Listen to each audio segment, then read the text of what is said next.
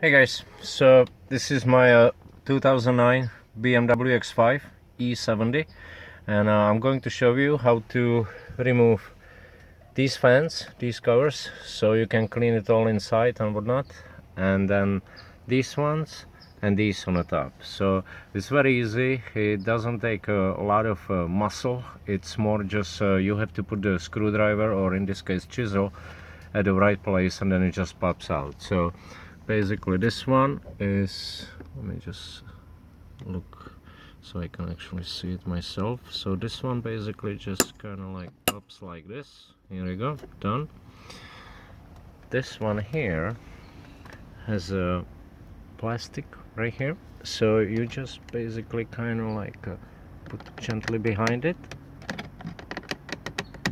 and pop it. See, just like that. And then you have this little screw, and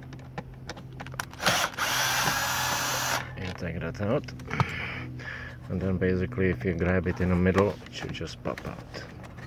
Very easy. Here you go, and then you can just clean it inside and all that stuff. It's very easy. It really doesn't take much.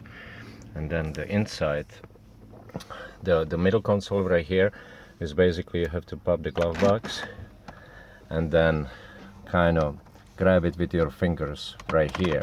And remember, this thing is actually connected, so you don't want to pull it all together. You want to kind of watch the wires inside, and here you go, and then you in right there. So hope this helps.